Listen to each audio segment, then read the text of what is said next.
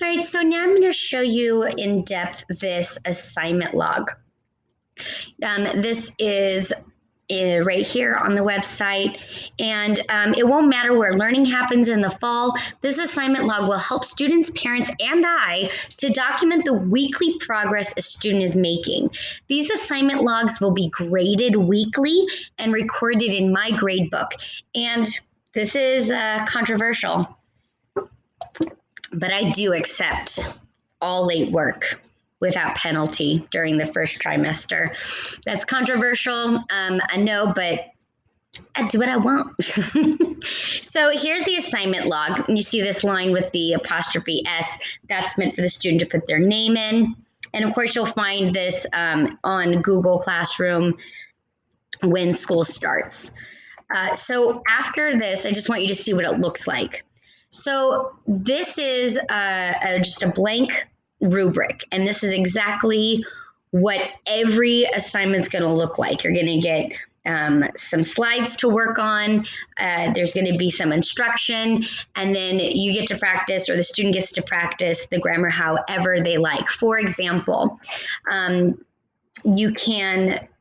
there's going to be Lexia, there's going to be games, there's going to be instruction, there's going to be projects, hands-on stuff, all kinds of different options that you can choose. Because all it is like, for this, explain what a noun is. Think of all the different practice that you could do at home. You could even like name all the nouns in your house. So I really want to open it up so that if it ends up falling on the parents to work with students through this, it's as simple as it can be. And I know the students are going to get their learning. So what they do is they look here and they go, okay, if I turn something in by erasing everything on this page and then putting up the image of whatever I made, if I turn something in, just put an image up, I got a 1. If the assignment, the picture shows some kind of relation to nouns, that's 2 points. If the assignment shows that you understand what nouns are, it's my neighborhood, that you've done practice, then you'll get and if the assignment shows mastery really clearly that you've put a lot of work into it, that's 3 points. Now, whatever you create, whether it's an image, you're going to have to talk about it, or you're going to have to write about it. So you're going to be using complete sentences to do that. And then, of course, remembering to use the correct grammar. So that's just like what week 1 looks like. Then here it is for Lexia.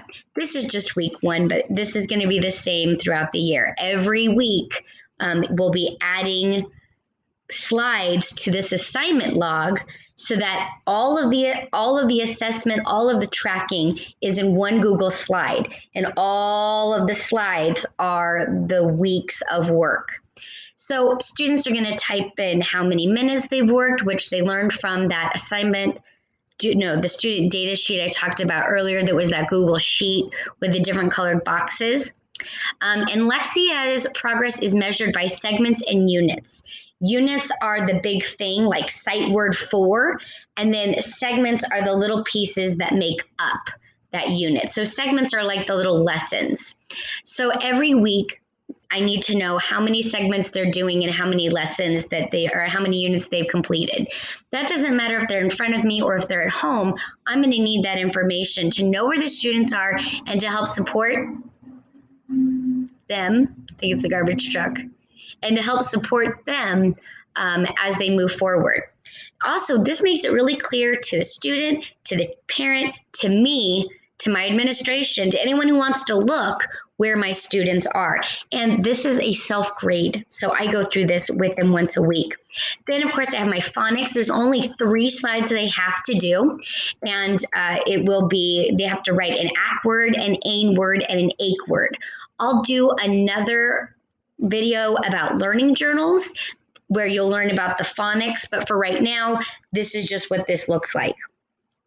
And then this is one of my favorite things, and I actually have it back here at Lexia too. Next week, something I'm proud of. Next week, I want to work on, and this is my favorite. I know I am learning because. And the students can say, I know I'm learning because I've completed 3 segments. Even if they only complete 1 segment, they can still fill this out. And all of this, including their Lexia work, is worth 10 points every week. Then there's the phonics, and like I said, I'll show you that. Prodigy is near and dear to my heart. I love Prodigy. I have I've done I've done talks on Prodigy. I've done presentations on Prodigy. As soon as I found it, I talked about it till my whole county wouldn't shut up about it. And now a lot of my friends use Prodigy or have found Prodigy on their own because it's become so popular. So students will tell me how many minutes they've completed. They might need to get that information from me. And I like that because it means I have to be a part of reviewing this, because that's my plan, is to go over the assignment log with the parents once a week. Or once a month, pardon me, once a month. Whew, I almost scared myself. Once a month, no matter if the kid is in my classroom or if they are at home, I can still set up a Zoom meeting with the parent pretty easily. And then that way it's a process that we're all a part of. And then working on something they're proud of, and next week they want to. For guided readers, it's a website that I purchased. It's a website. It's not a website. I mean, it is a website, but I didn't buy the website. I bought the program through the website, and it's called guidedreaders.com. I bought it from Anna DeGilio. I think it costs like $170. It seems like a lot of money. I know, especially if you're a new teacher, please don't feel like you have to go do that. There are plenty of ways that you can find black and white readers if that's what you want to do. But I'm lucky enough to be at a point in my career where I can eat a couple $100, especially with this program. I don't know if I can make videos about it without permission because it is copyrighted material. So I will reach out and ask her so that I can walk you through it. But basically, there's a story and it's on your screen, or I can mail you a copy. We'll figure out a way to get the reader in the hand of the kid. And what's nice is that you can hit a microphone and it will read to the students. Then after they've practiced it over and over again, there's a microphone, and they click that and they record themselves. And I'm giving students 5 points a week for that fluency, and then 5 points a week for the questions, because there are comprehension questions at the end. So that's 10 points a week. They get that, and they also work on this. And then there will be quizzes. The name of the program is Quiz Is. So when you're pluralizing it, it's like quizzes is. And I want students to reflect in math on their favorite mistake.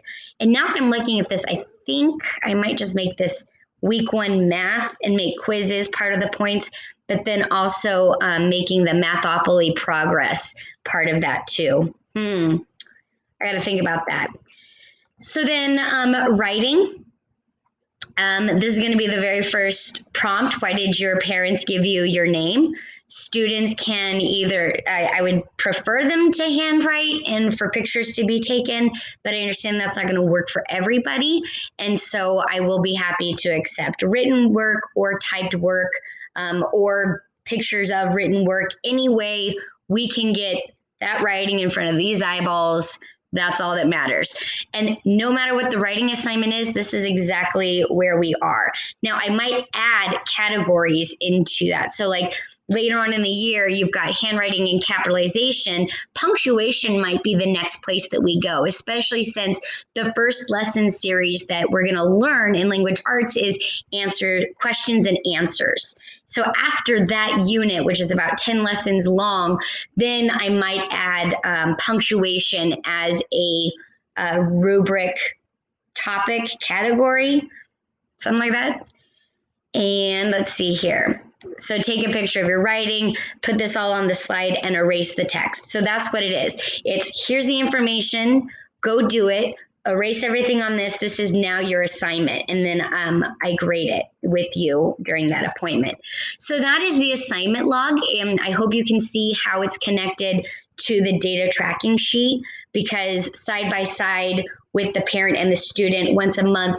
Conversations are going to be centered around these things that they have access to 24/7. All right, my friends, if you have any ideas, suggestions, comments, anything you think that would make what I'm trying to do more clear, because I tend to speak pretty generally. So give it a look. Tell me what you think. I'd love to have your thoughts.